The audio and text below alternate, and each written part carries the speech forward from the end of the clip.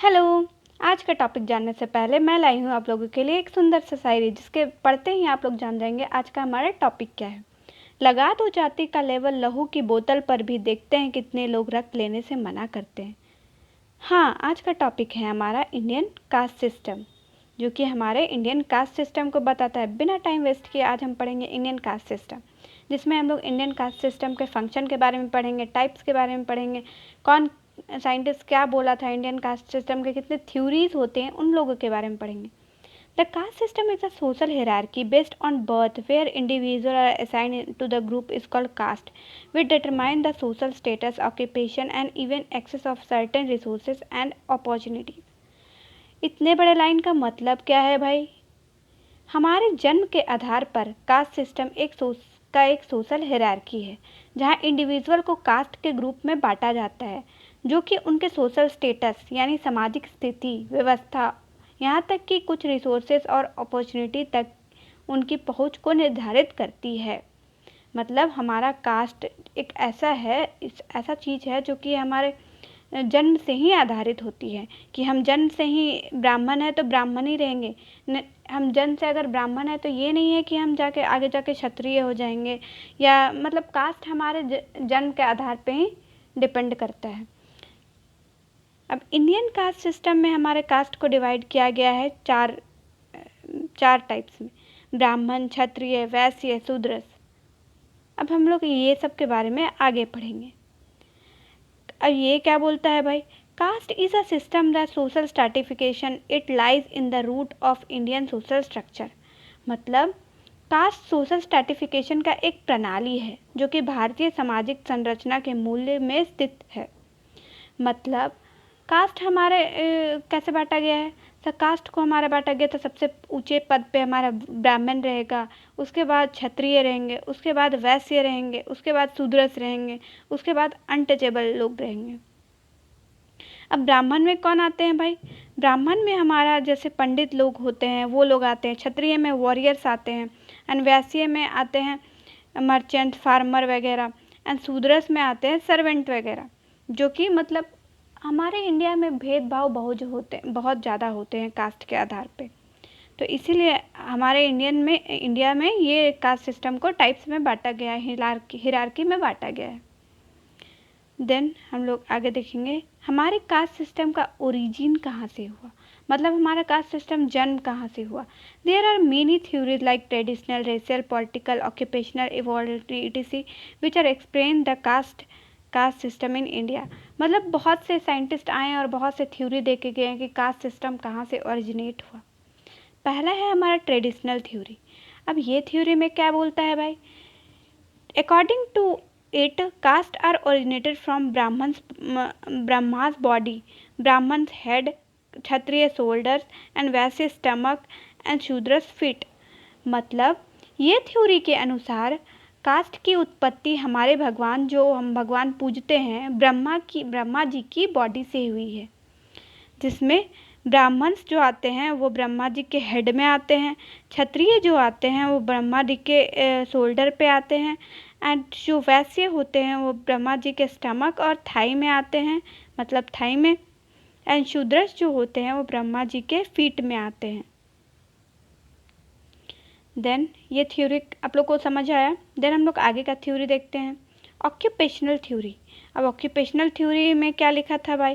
Cast is based on occupation, on duty, on perform the profession which were regarded as better and क्या है, better and respectable, made up of the person who perform them superior those who were engaged in dirty professions. मतलब इसका मतलब क्या होता है occupational theory का? जो कास्ट होता है वो हमारे ऑक्यूपेशन और ड्यूटी के रूप में पे आधारित होता है। जो प्रोफेशन बेहतर और रिस्पेक्टेबल माने जाते हैं, उन्हें करने वाले लोग गंदे व्यवसायों में लगे लोगों से श्रेष्ठ होते हैं। ये ऑक्यूपेशनल थ्योरी कहता है।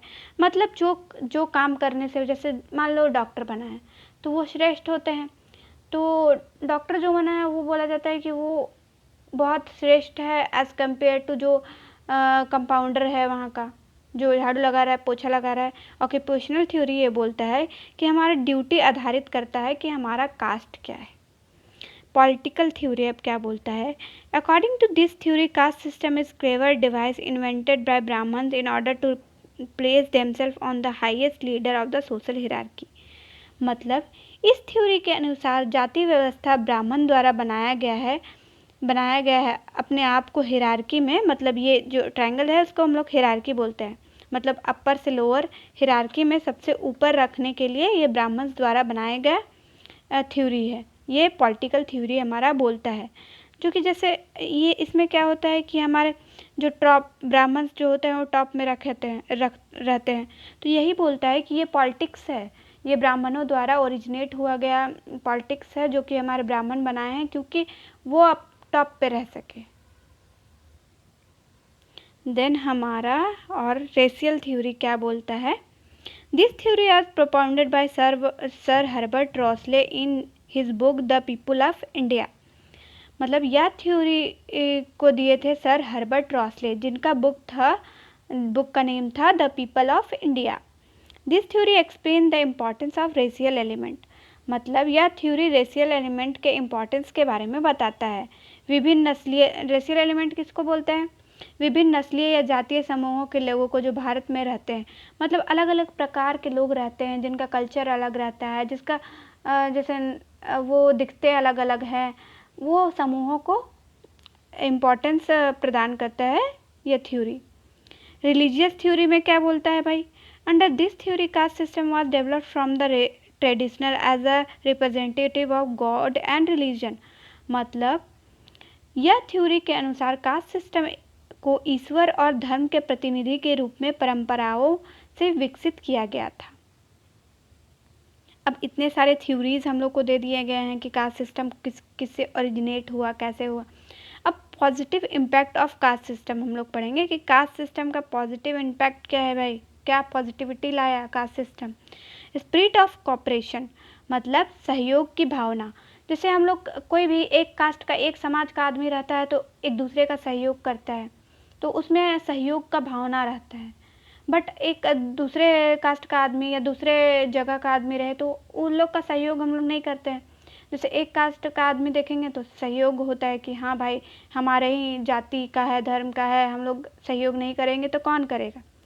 Preservation of hierarchy hereditary skills, मतलब हेरिडिटरी स्किल जो कि हम लोग को जन्म से आती है, उन लोग का प्रिजर्वेशन हो जाता है। जैसे कोई भी संगठन एक बहुत ज़्यादा तेज तर्रार आदमी है तो वो हम लोग का जाति में ये बांटा गया है कि एक जाति से दूसरे जाति में विवाह भी नहीं होता है, तो हम लोग का जो कल्चर है, स्किल्स है, जो दिमाग है वो प्रिजर्व रहेगा, एक जगह से दूसरे जगह नहीं जाएगा, जो कि हम लोगों के लिए बेनिफिशियल रहेगा।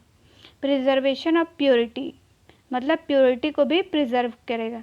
कल्चर डिफ्यूज़न, मतलब हमारे कल्चर को भी हमेशा बचा के रखेगा कि जैसे कोई भी कल्चर, जैसे हम हिंदू हैं तो हमारा हिंदू कल्चर जो होता है भगवान को मानते हैं, या कोई भी कल्चर, हिंदू हैं, मुस्लिम है, जो मुस्लिम का कल्चर बचा के रहेगा, मुस्लिम समाज मुस्लिम का कल्चर बचाएगा, हिंदू समाज हिंदू का कल्चर बचाएगा, दलित समाज दलित का कल्चर बचाएगा। फिक्स्ड ऑक्यूपेशन, अब हमारे कास्ट सिस्टम में ये भी है कि जैसे हम लोग का फिक्स्ड ऑक्यूपेशन रहेगा, मतलब जैसे मान लो वो पंडित है, मतलब ब्राह्मण्स में आते हैं तो उसका फिक्स्ड ऑक्यूपेशन रहेगा कि वो पूजा पाठ करवाएंगे, वो तो उन लोगों को मतलब भटकना नहीं पड़ेगा अपने ऑक्यूपेशन के थ्रू के लिए कि हम क्या काम करें भाई। क्षत्रिय रहेगा तो वो लोग लड़ने में राजा वगैरह बनेंगे, तो वो लोग का भी फिक्स ऑक्यूपेशन रहेगा कि हाँ हमको शोल्डर बनना है, और फिर मतलब सबका फिक्स ऑक्यूपेशन रहेगा जाति के अनुसार। अब नेगेटिव इम्पैक्ट क्या है कास्ट सिस्टम के भाई, अनटचेबिलिटी। अब हमारे जो सुपीरियर हिरार्की में जो सुपीरियर आते हैं वो लोग जो सबसे नीचे हिरार्की में आते हैं वो लोग से अनटचेबिलिटी, छी इसका घर का खाना तुम खाएगा, या इसका घर का पानी तुम पिएगा, ये मेरे को टच कर दिया तो मुझे नहाना पड़ेगा। ऐसा मतलब लोग सोचते हैं आजकल के लोग, मतलब पहले के लोग ऐसे सोचते थे कि ये दलित है, ये हमको छू नहीं सकता, ये हमारे घर नहीं आ सकता, हम ये मोहल्ले से गुजर नहीं सकते। ऐसा अनटचेबिलिटी जो कि नहीं होना चाहिए भाई। Domination of upper caste.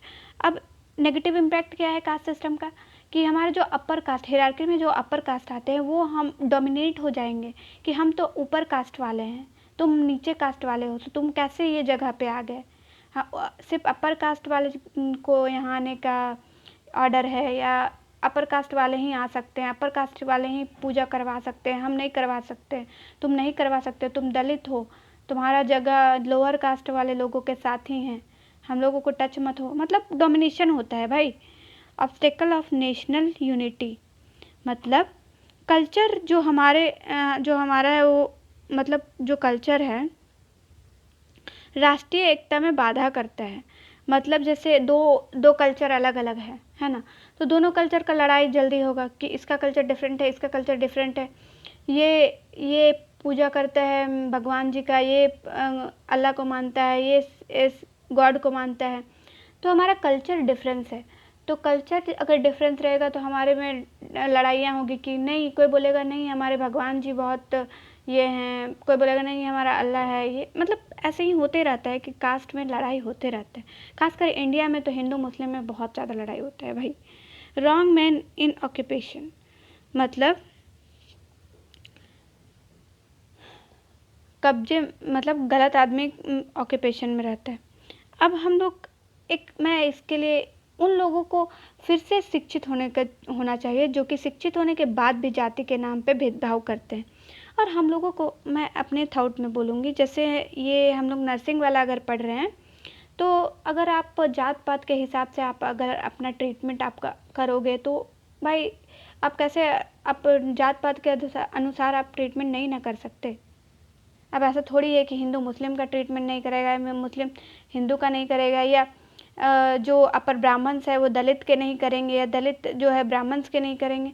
तो यहाँ जात पात को अलग रखना है भाई, और हमेशा अलग रखना है हमारे। अब हम लोग पढ़ेंगे फंक्शन ऑफ कास्ट सिस्टम। हमारे कास्ट सिस्टम का फंक्शन क्या है?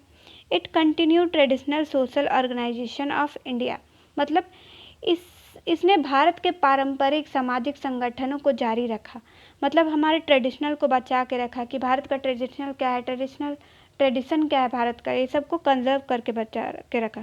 Cast play crucial role in the process of socialisation by teaching individual the culture and traditional value and norms of their society. मतलब कास्ट क्रूशियल रोल प्ले करता है व्यक्तियों को उनके समाज की संस्कृति और परंपराओं को सिखाकर, सोशलाइजेशन मतलब समाजीकरण की प्रक्रिया में महत्वपूर्ण भूमिका निभाता है। मतलब जैसे कल्चर को बचा के रखा, जैसे इस्लाम में ये एक अपने इस्लाम अपना कल्चर को बचा के रखा कि हाँ ये मतलब जो भी है, और मतलब हम लोग क्रिश्चियन लोग अपने कल्चर को बचा के रखें, और हिंदू लोग जो हुए वो अपने कल्चर को बचा के रखें।